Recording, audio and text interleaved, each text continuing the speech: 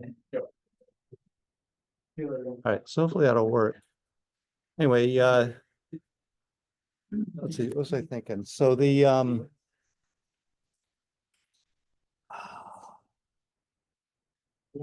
let's see. So the oh yeah, the homework. All right, so this all right, so first off, like if there's a question you have no idea at all, like you can take the name of the paper, I said before, and paste it into ChatGPT with the question and it'll give you like 105 answer, right? Almost like most of the time. So if you're like stumbling, you might want to even check the answers that way, like have a fourth group partner that's like ChatGPT and just figure out. Sometimes it isn't right, and all right, so that's one thing you can do. So and if that so and then you can just email me and like I think 3 people have been emailing me kind of on a regular basis, and I just give you the answer. You know, I mean, basically, if you ask, I mean, it's nice if you formulate a question that says something, but basically say, I have no idea, and I just tell you, you know. And also, I try to go through it in class before, and there's a recorded and stuff. So maybe it shouldn't be that someone gets like a 40, as far as I can see, you know, but it's happened. So obviously, I'm not getting exactly what's going on. So anyway, hopefully that's enough. And then with the ask a question in class thing, that should boost it up. So I don't want to give anyone less than a B in here, put it that way. So if anything I can do, that's what I'm going to do. So, I mean, if someone comes in and like brings a gun into class or something, maybe they get a C, you know? But basically, it's not meant to be like, but I'm trying to judge you like on exactly, I'm not trying to be nice to you in grading, you know, just saying like what it is. Like if it's a 0, it's a 0. Like there's no point in saying it's a 50, right? So anyway, so I wouldn't really sweat out exactly the exact grade number. I'd be more worried about just trying to do it, you know, and however good you can. I mean, just I don't know. I mean, everyone in here should be able to get an A, put it that way. I mean, it shouldn't be like, but I'm trying to get you so that you struggle to get an A, you know, so you get over the hump. So that there's some motivation to do more than like whatever. So, and then all right, so anyway, this question, so that, and I said in class, like the first 2 were just the from the whole thing. I think it's like this, like the Einstein-Stokes, it was just like copy this. Like the first 2 was copy this thing and then copy that thing. Like, oh, sorry. Sorry about that. This will work. Like the first 2 in the homework were basically just copy those slides, you know. The like the Gaussian chain thing. It's that 1905 paper. You could look at the paper. It was just copy it and spit it out, but people lost points on that. So those were supposed to be like 40 gift points, kind of, but they weren't in the end. Okay, so there's some kind of miscommunication on my part, or something. I don't know what's going on. Basically, that shouldn't have been a struggle for those 2. And then the rest of it, I wanted, like a lot of you didn't exactly read the paper, you know, so in fact, the last one, like he talks about this idea that the polymer sticks to the particle. Then there's a dissociation time, right? And there's there's the viscoelastic time scale of relaxation of the polymer, like the crossover, 1 over the crossover frequency or shear rate. And then the balancing between all those, there's 3 times, I forget what the other one is. There's 3 times the reptation time, I think. So anyway, balancing those 3 times, you find out there's a point where the 2 polymer times don't matter anymore. It's just this dissociation time, and that's when it plateaus out. That's when it doesn't matter what the molecular weight of the polymer or the composition of anything about the polymer doesn't matter.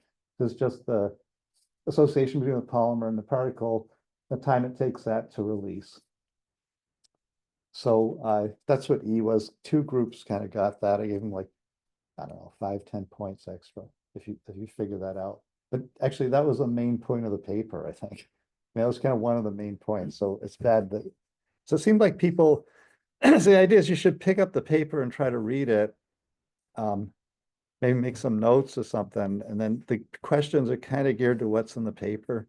So actually the first three aren't. The third one I went over in class on how to do this exponential thing and get the Einstein function just from a displacement law, which I think is kind of important because you look at that, it's a simple equation. Another thing about that equation that 1 plus 2.5 times the volume fraction is that, like, say the volume fraction can go from 0 to 1. So when it goes to 1, you have 3.5. So there's a maximum viscosity and it's not infinity. Like a rock has infinite viscosity. So that equation only works at low concentration. That's one rule about it. And people are using it. They use it for tires, and tires are 40 to 50% filler. So it's not really appropriate to use it for a tire, for instance, but they do. I mean, they still do. So anyway, it's used beyond what its obvious limits are. But I guess maybe it's okay. Anyway, so there's that thing, and then this D should have been pretty easy. It's just like they swapped out the two terms, so they modified the size by having the polymer stick to it, and they modified the viscosity with that equation 8. And then some other blah, blah, blah about that. So I guess a couple people lost points on that. So anyway, it shouldn't have been, anyway, hopefully it's pretty challenging. Yeah, go ahead. Mhm. I think you said you did that one in class modification. I didn't do it in class, I don't think. D, I did C in class, the one where it's equation 8. Equation where it's 1 plus 2.5 times the volume fraction. I thought mine you said you did in class, but I got -20 on that one. On D, the one where it's just swap out the two terms? Yeah, and I explained like why they swapped it out, but I didn't show how they swapped it out. And I just thought. Well, I'll fix that. Just send me an email and tell me exactly what you just said. I'll go back and look and give me the group number, because everything's by group number. Yep. It's kind of like there's no names except where you put the name on it. So, but just tell me that and I'll fix it. If what you're saying is right, Yeah, sure. I mean, there's some kind of speed degrading, he missed stuff, but anyway. All right, so that's good. Yes, that counts as a question. So do the selfie thing, yeah. So it's like that'll boost it up, I mean, that should help. I mean, it's not gonna, if you're at a high grade, like if you're at a 90, it's not gonna change it at all, really. It'll change it by like a very small amount. If you're at a 50, every time you ask a question, it's like a half a point on your final grade. So if you're at a 20, it's a lot more than that. It's like 3 points or something, So I mean, the lower you are, the more the asking questions can help. So if you're smoking through all the homeworks, I mean, you're not going to get any benefit from the questions. You still should ask, but basically, this is kind of sliding scale on the ask a question thing if you figure it out. I mean, it's a little complicated how that works. Because if you don't ask questions, it doesn't hurt you. It doesn't do anything, right? So anyway, so that's all I'm going to do about that one, because I think I went through it kind of. If you any questions on that other than the D thing, or so I'm gonna go on to the yeah. Yeah.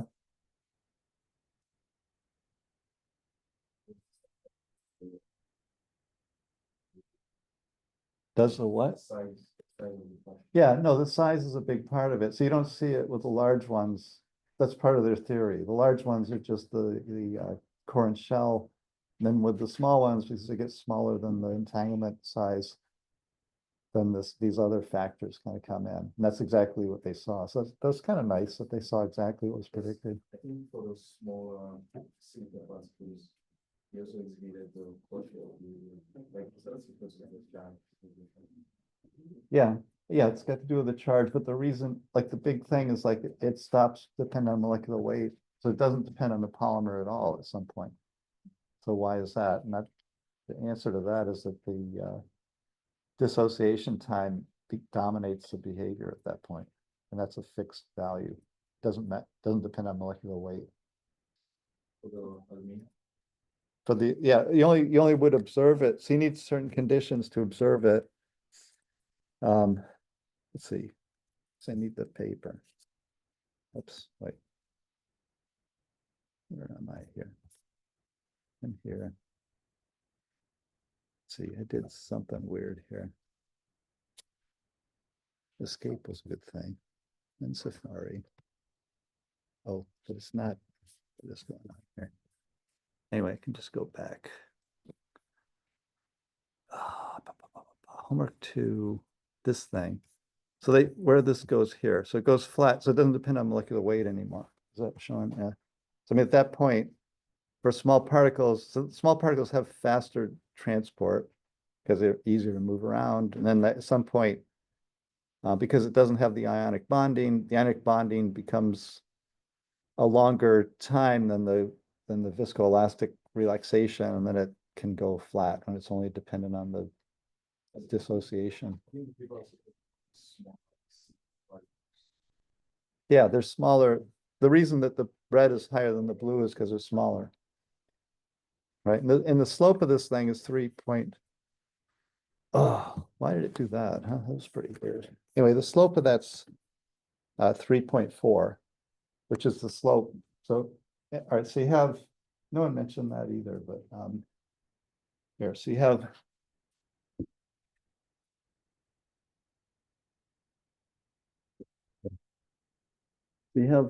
d kt over 6 pi.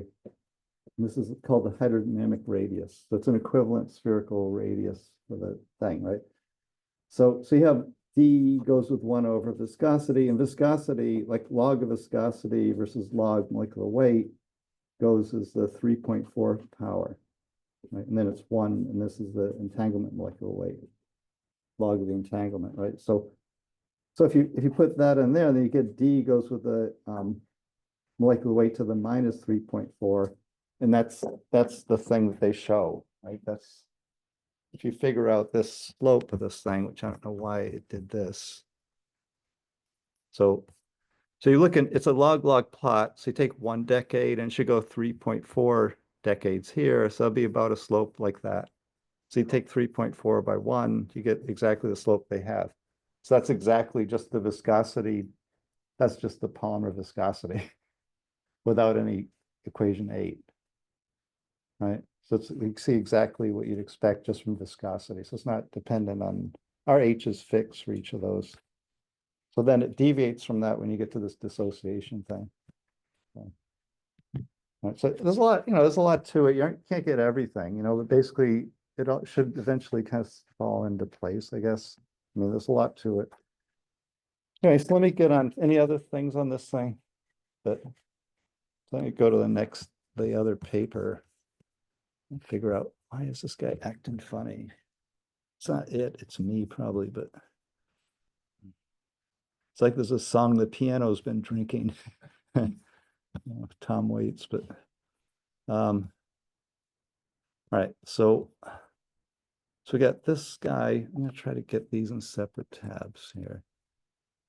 This thing, the rest of these we don't really need, and I want that guy there. So anyway, this is a paper. So this is so I mentioned in the text in the homework thing that there's like this idea of, you have the persistence length of the chain, and then like maybe in the 1990s, I guess, or 1980s, Tom Winton at Chicago was looking at block copolymers and came up with this idea of like the lateral size kind of the chain. And you needed it to figure out how, maybe we'll go through that later, but how when you make a block copolymer, it makes these spherical phases or columnar or lamellar, you can go through different structures, right? And you need that to calculate how to do that.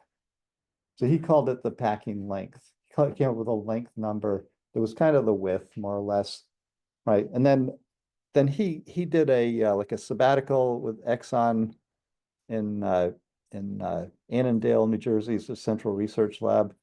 And then there were a bunch of people that he worked with there. And they came up with this whole theme about how that lateral width can be used to determine the plateau modulus of the polymer.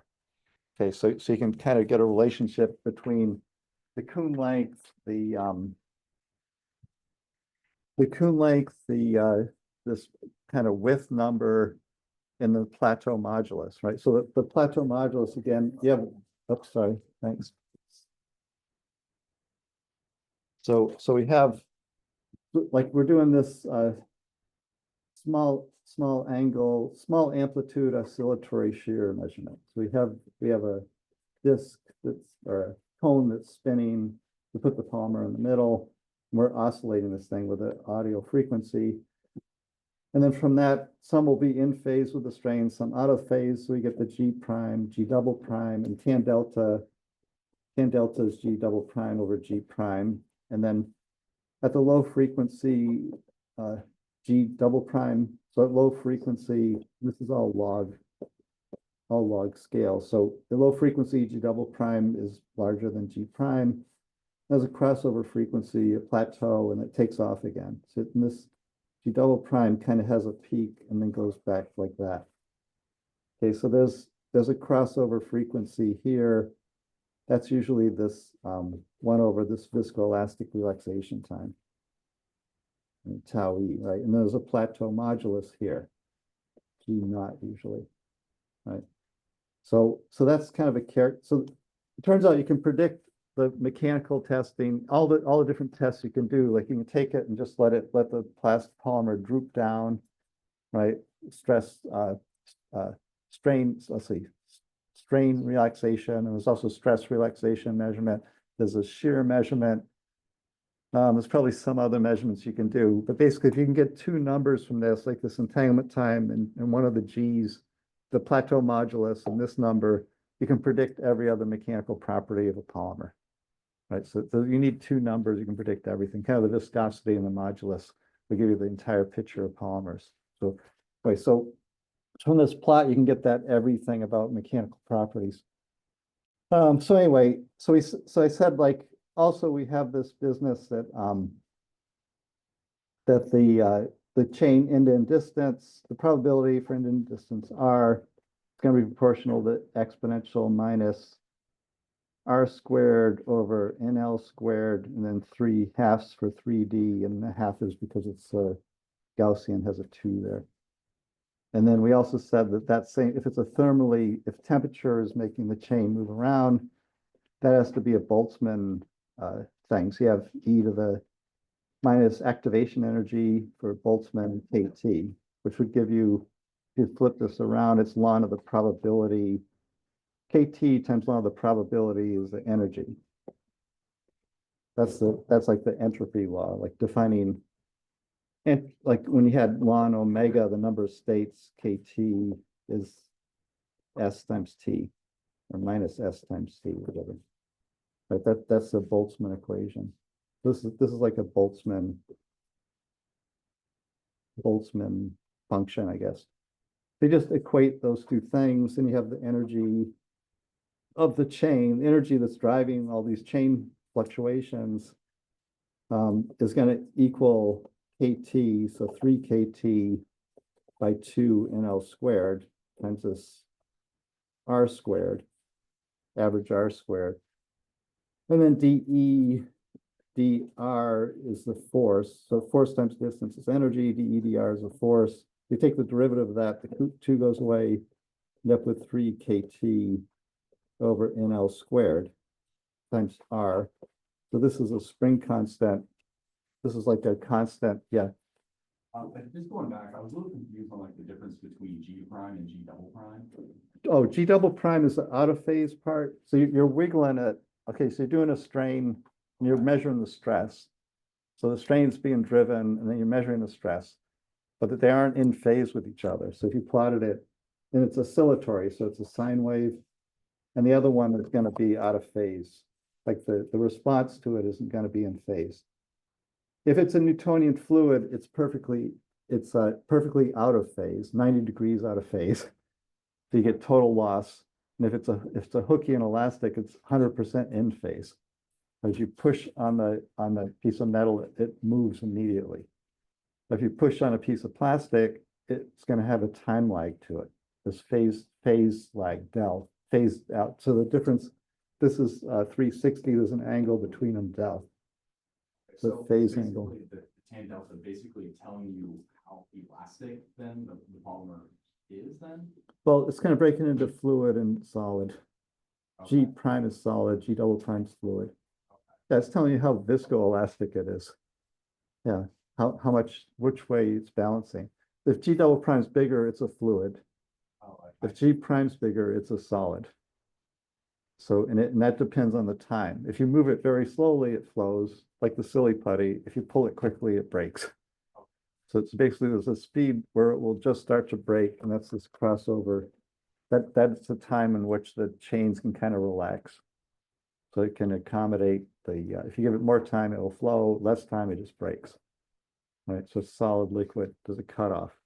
But the weird thing is there's another cutoff. If you get to very high frequency, there's another cutoff where you're in high frequency means kind of small size. So small bells get a higher pitch than a large bell.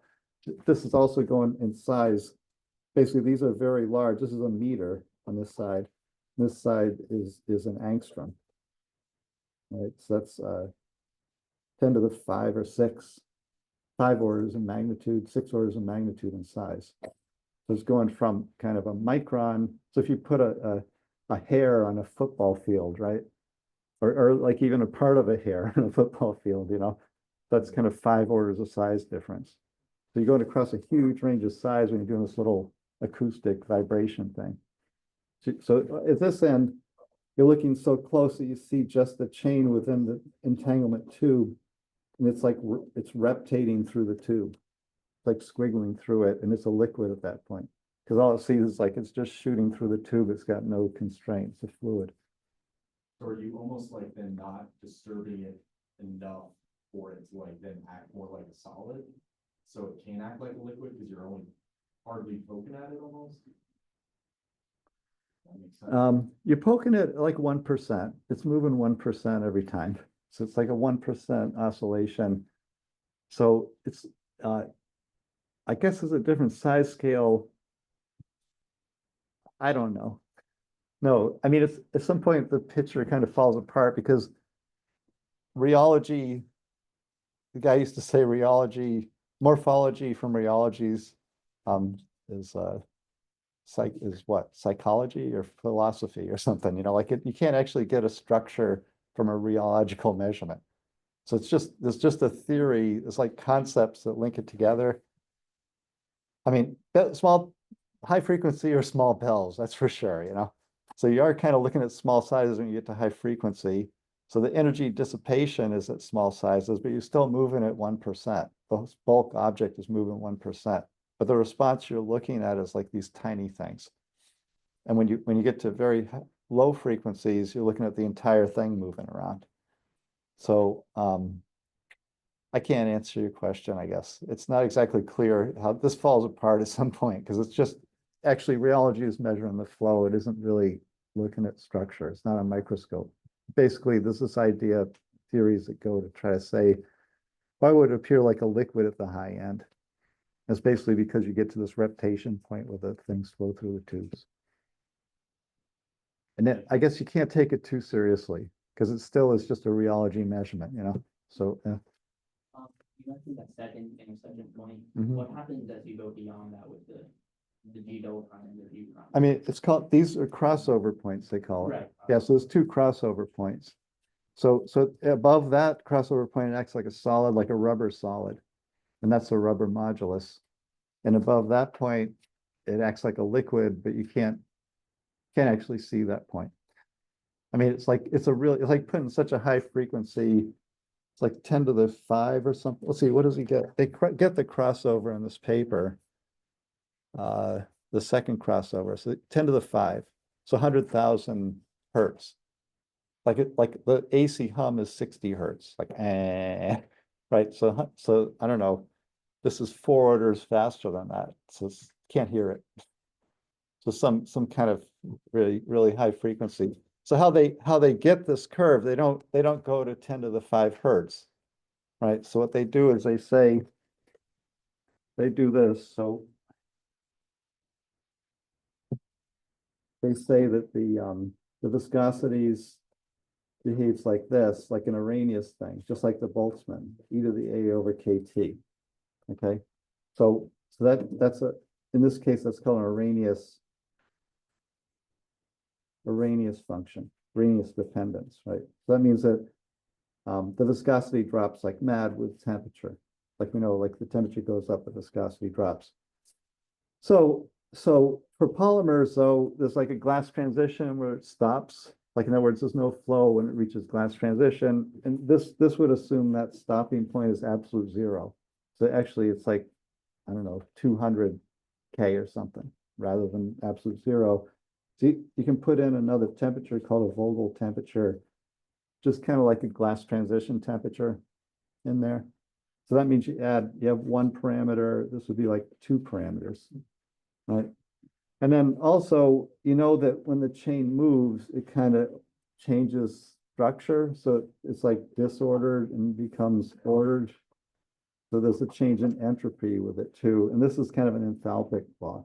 You say like the energy is going to be delta H minus T delta S. So there's another temperature dependence thing here, right? Which adds in, so you had E was 1 parameter, you have 2 parameters here. So you end up with e to the minus like delta H minus T naught delta S over K times T minus T naught, which is it's like a 3 parameter function.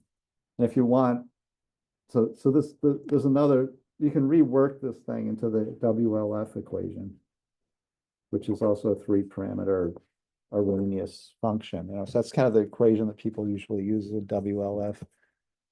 You know, you can equate the WLF parameters to delta H, delta S, and this T naught.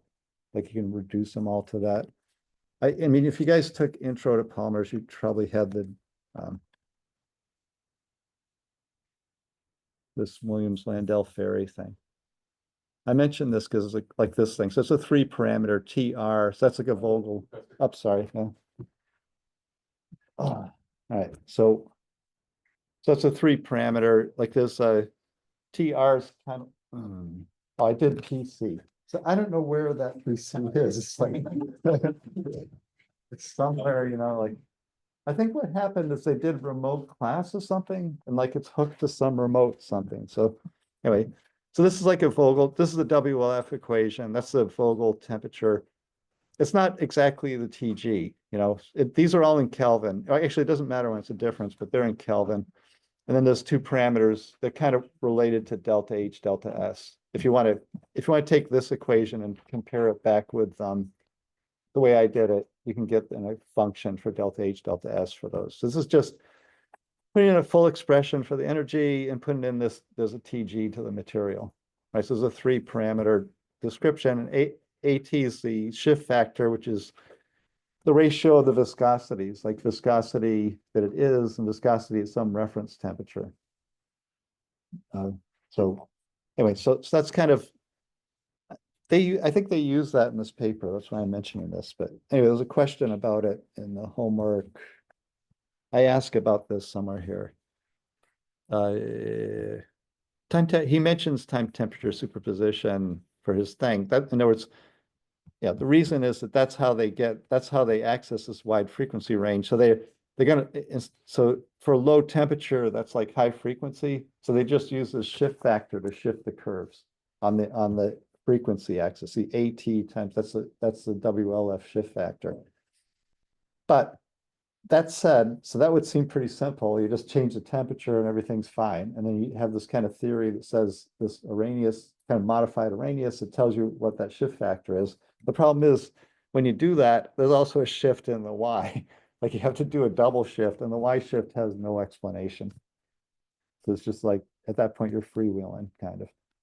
Right. So it's anyway, that's how it goes. So no one really complains much about the vertical shift factor.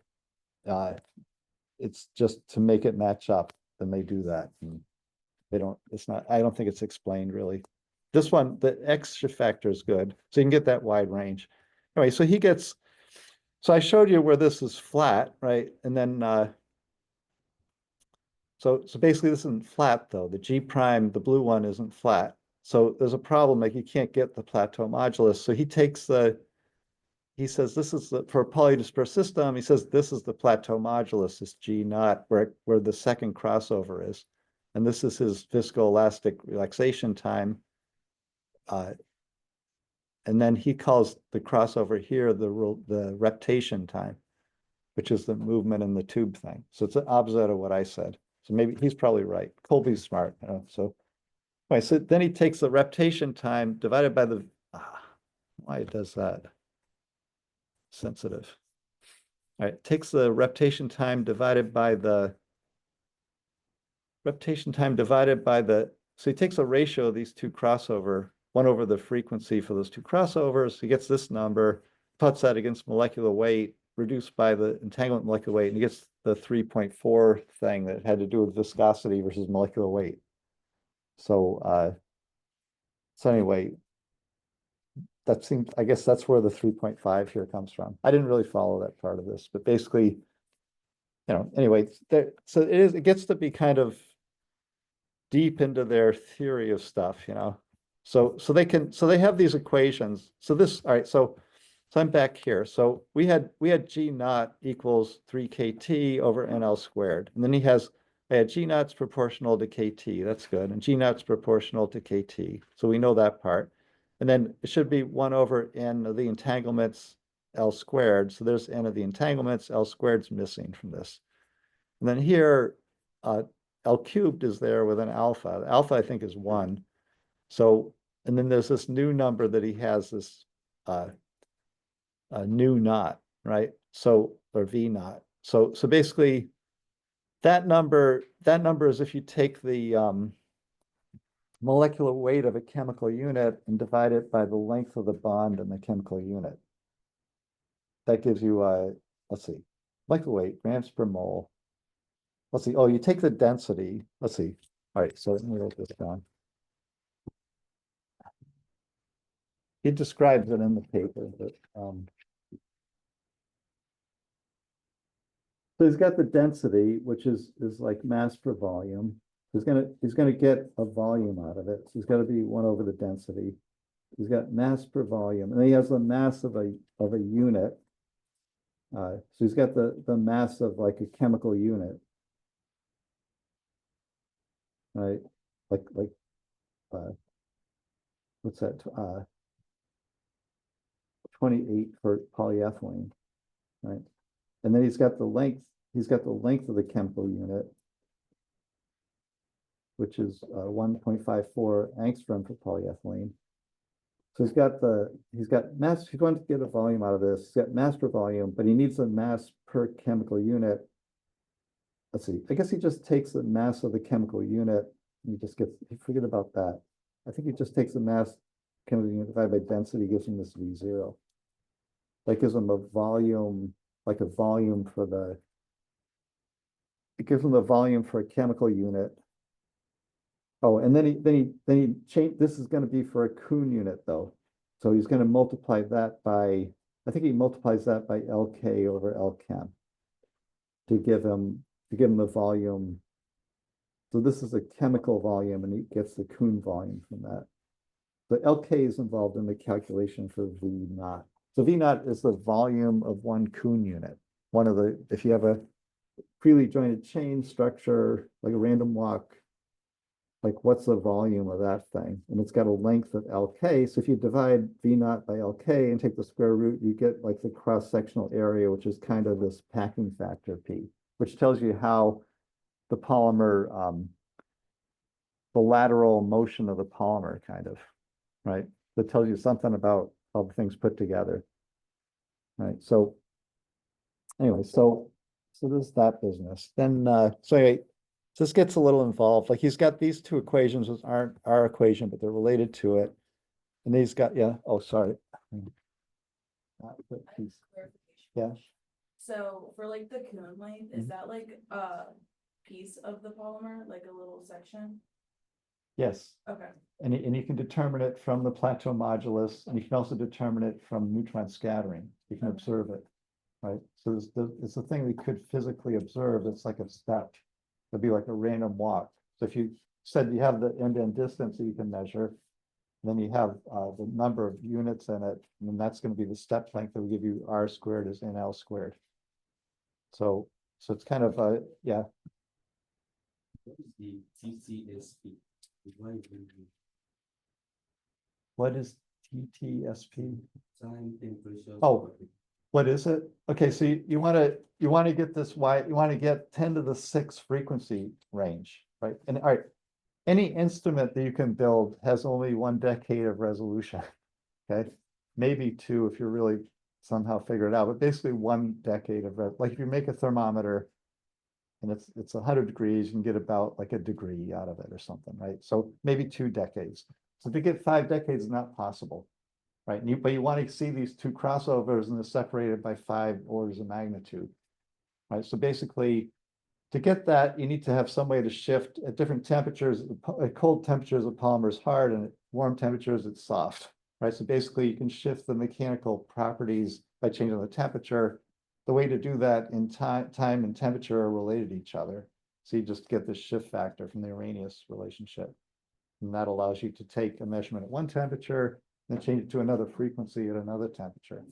So you map everything at room temperature, but actually the high frequency ones are done with liquid nitrogen or something. Right. So in the same frequency range that your machine can work at. All right. So it's a matter of an experimental problem that you have to solve. You can do it through this equation. It's from the 60s, I guess, early 60s. So it's been around some time. So like these parameters, you can look at Polymer Handbook. NIST web book, you can get all the parameters for that for every polymer. The time, temperature, there's 3 parameters. Yeah. What molecular characteristics of conjugated polymers primarily influence the production model? Well, that's what this thing's about. So it's going to be this packing factor, the Kuhn length, and the density. So in other words, from this exon theory, they can predict the plateau modulus of anything if they know those numbers. So in other words, and if a chemist says he can make this other material, if the Kuhn length is fixed, because all right, so this thing has to do with so in order to access this range, so they're trying to get the range, a bigger range of these properties. In order to get that, so yes, YouTube is still living. All right. So they're looking at conjugated polymers. So conjugated means it's like this, right? Double, single, double. So usually it's like aromatic ring is like a basis for that. And then if you can hook things to it, so you can have a thiol ring. I don't know, somehow you can thiophene things. You can hook all kinds of things together. So you have double, single, double, single, then those things they can flip. So they can go from this to that. Right. So the electrons can go back and forth in the sp2 orbital, and that's a planar. So anytime you have this conjugation, it has to be in a plane. The molecule has to be planar, it's flat. So if you can do that on a chain, like say I make polyacetylene, so like that thing has to be planar. Like it can't exist as a squiggly thing. It's always like the way I drew it, it would be on a sheet of paper. It can't go out of the paper, right? So the more of this kind of thing you have a rigid structure. So that gives you a fixed Kuhn length, very large Kuhn length, right? So, all right. So then the other thing he has is this like this density thing. So he's kind of looking at the density. So he has a fixed Kuhn length. Then he wants to vary the mass of a Kuhn unit. So he does that by sticking like kind of alkane chains onto the side of it. So they manipulate this relationship between the mass of a Kuhn unit and so the mass meaning the density, because the volume's kind of the same. So it ends up increasing the density of a Kuhn unit. This V naught gets larger, I guess, by adding things onto the side. So that's what the paper. So the game of the paper is like they can access this thing. Sorry, there. They can access a wider range by doing this chemical modification. He shows all these goofy things. These are all conjugated: single, double, single, double, single, double, single, double. So that's all plane. That all has to be in a flat plane. So that's a rigid molecule. The thiophenes also change. The other thing is that this will conduct electricity. Like when the electrons can flip back and forth, that's like a molecular wire. So you can make a conductive polymer with that. The problem is they're so rigid you can't process them. Like you can't put it into solution. because it has no entropy to like drive going into solution. So to solve that, they stick like polar groups onto the side. So you stick all kinds of weird things, but unfortunately polar groups interfere with the conjugation. So you lose the conductivity when you increase the solubility. So it's like a game of chemists messing around trying to do things, right? So anyway, so they can get different, roughly the same Kuhn length and then change the mass so they can get a different V naught for these things. And then they can map out this plot that they want to get, which is called the Evers plot. So they have this plot from their theory that they can predict the plateau modulus from the Kuhn length and from this V naught. And they have two regimes. So when the system's flexible, V naught is small, right? So this number is large. So these are the flexible chain polymers. And when V naught is large, the chain becomes like a bulky. So you can think like a wire is really flexible, and if you make it into a bulky cable, it's not flexible. So these are bulky cables down here. Bulky cables, their theory predicts scaling differences between flexible. The main theory was the flexible.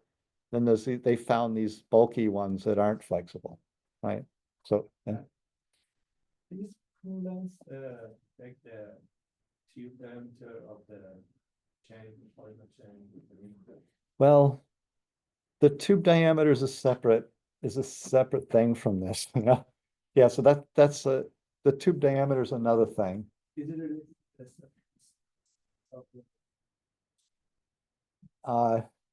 Well, the chain say you take the chain and put it into different solvents, right? Or put it into a solvent and decrease the concentration.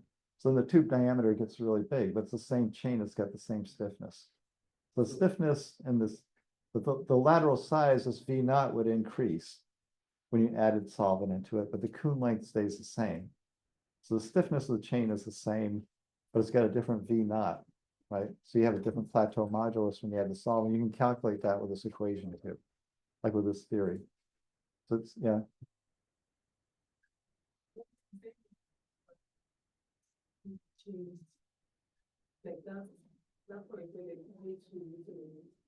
Yeah. Well, that's what he's trying to do. He's trying to, sorry, so there's a problem that they, in the original paper, right, which is this Evers thing. So Evers is a French guy that was with, all these people were with degens, right? So Colby, Evers, Witten, they were all like degens guys. Grest is a guy that kind of invented lamps. He's at Sandia National Lab. I don't know who Ushida is. I think he's famous too, but this is like a group of famous guys. So this is called, he calls it the Evers plot. These are flexible. These are not flexible. And you can see there's like a gap. Like they used all the polymers in the world, then they used the computer simulations, and they found out, well, there's a gap there. So that this paper is trying to fill in that gap by doing this trick with the rigid conjugated polymers so that they can mess around with the mass and the conjugation to fill in the gap here. Right. So what was it that you said?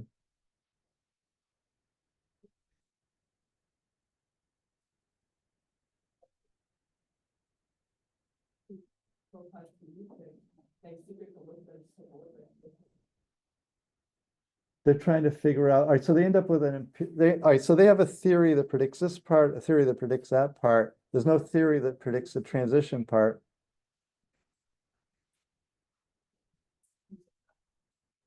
I couldn't hear the last part.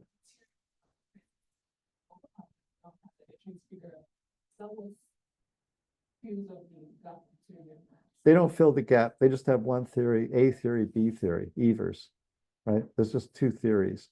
So this paper is trying to fill the gap. And to fill the gap, then they do this. They take the one theory, they take the other theory, and they add them together. This is kind of like I don't know what you want to call it, but basically they just sum the two together and they figure out what these prefactors are for the two. So they don't solve it. They just say it's kind of like a continuous transition, I guess, and then they can just sum the two things. So they get the black line and it works. Doesn't mean that it's right, and there's no insight in that either. It's just like, it's kind of saying like the high one is still there, but the low one dominates. I don't know how that you say it. Basically there's it's a continuous transition. That's what they're saying. And that one behavior and the other, and you just sum the two together.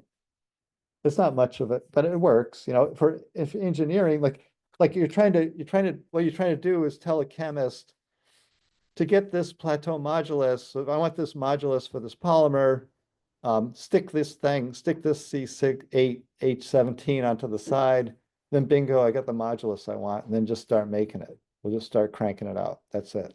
So it's an engineering thing, like for a plastics company like Exxon. They're just going to make whatever they want. They want to pick the modulus they want. So they're going to just tell the chemist to make that stuff, and he'll do it, and then they'll give it to an engineer, and they'll produce the billions of tons of it or something. So, but yeah. You can have a flexible melt and flexible solution. What's the difference? Flexible and rigid. I think not same thing, flexible melt. Flexible solution. Oh, I'm just saying that like this V naught, as you say, you take the same polymer, it's a flexible polymer. The flexibility, the Kuhn length is exactly the same. You're just changing this V naught, like the spacing gets larger when you add solvent, if you put it into solution. Then the modulus drops. If you swell it with solvent, the modulus drops. That's because they can predict that. They can predict that they can predict the modulus of a swollen, like a tire has like 30% oil in it. So it's actually a swollen gel, right? So what's the modulus of a tire? You can predict it with this. And if you cut it to 10%, you can say, what's the modulus going to be? Right. So it's a full package prediction for modulus of things based on the chemical structure. So they've won awards for this. Like there's a group of people, they've won various awards, physics awards. They haven't won the Nobel Prize, but basically probably a runner-up for it or something for figuring out this theory. Mechanical property, it doesn't predict every property, but it predicts some mechanical properties, right? So anyway, so that's kind of the theme of this thing. So one other thing, so we had this, all right. So this is the plot where they get the Kuhn length, and I showed you in class, like you have a power, all right, so this isn't a melt, so they have a power 2 here, I think. 2 would be like 2 decades by 1, so it'd be kind of like that. Anyway, that should be power 2. And you're expecting to see a power 1 here, and the transition point is the Kuhn length, right? But instead of a power 1 here, it just goes flat. When they do a fit to it from a package software, and they get the Kuhn length from the fit. So it's not exactly clear how they got the Kuhn length from that plot. That's one of the questions. So that's in let's see, how did I link that? Evers, liquid crystal. I have that paper. I'll put that paper up too. The original paper that they're citing actually shows that transition 2 to 1, and this thing doesn't. So there's a problem with this. There's a problem with how they presented this. Like they don't mention that like you can't get the Kuhn length from that plot the way they showed it. But they get good behavior between a simulation of the Kuhn length and the Kuhn length from the neutron scattering measurement. Let's see. Let me just make sure I go through all the questions here first. That guy went. So derive the function for G naught. That's the thing about, so that is the thing equating the two exponential, the probability and the Boltzmann, equate the things and take the derivative to get the force, and you get the spring constant. So spring constant is like a modulus. So temperature dependence and the molecular weight dependence are the same with that. That one is in the notes. And then look at those two equations and figure out how they relate back to that in terms of scaling. Like there's a prefactor missing, but basically the scaling dependence. And I think equation 3 explains what's missing from 1 and 2. Like if you use 3, you can get 1 and 2 to be the thing that you got from the equating the two exponential things. So varying the monomer mass when maintaining fixed LK allows for exploration of a large. So how do you, when you change, so in other words, what is this? This is kind of, what are they doing here? Like they have these different chemical structures, they basically keep the same Kuhn length and change the mass of it. And that allows them to get this in between part of the Evers plot thing, like this part here. So this thing's determined by the mass, that thing's fixed by the conjugation. So basically they can tune across this to get that range by changing the mass of the monomers. And then they can measure the plateau modulus with the oscillatory shear measurement, and then you know the temperature. So you have everything that you need for that. So that's kind of where that's going. Let's see. Explain how to monomer mass. Explain what is an, I didn't mention this. So these are, he says like they have a pneumatic transition. I didn't mention this. Anyway, this has to do with liquid crystals. So just take a look at this. Right, so this thing about liquid crystals, is a wiki page. They have a pneumatic in here. So look, just read a little bit about liquid crystals. There's this liquid crystals. There's this thing about liquid crystal polymers, which can be side chain or main chain. So what it means is that they flow, but there's an order to the liquid. So they have like proteins is sometimes liquid crystals. And then Kent State has a center for this liquid crystal stuff. And then DeGennes in his Nobel Prize thing, he invented the term soft matter for this. That's useful. And then he talks about liquid crystals in here because he kind of won for the liquid crystal work he did, not the polymer work. Anyway, so that, and then wait, got 1 minute. Time temperature superposition. I kind of went through that. And then the neutron scattering figure. So there's a problem that it doesn't show a power 1. So you need 2 to 1, and where they transition is where you get the Kuhn length.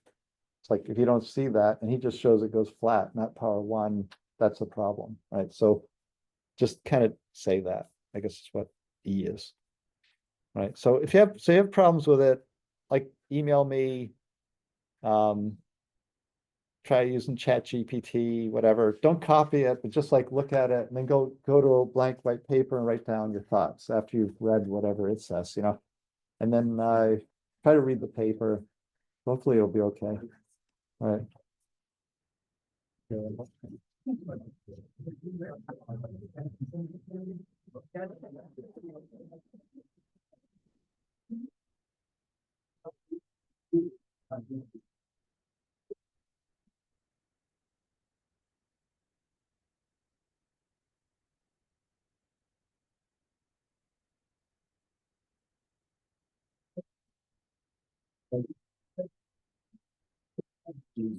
Issues. First of all, it's really not my like about last week. Oh, can you what you mean the 20-point thing? Yeah, Send me an email. Yeah, send me an email. And another thing is my TV power system. That's enough for my group member. Yeah, And yeah, yeah. 60 points, like 60 value, and each block out of the effort that we put in on the whole. It's kind of so bad to me. Well, I know, I just looked at it. I can look through it again. Send me the plate number. I can look through it again. Okay. All right. All right, thank you. All right.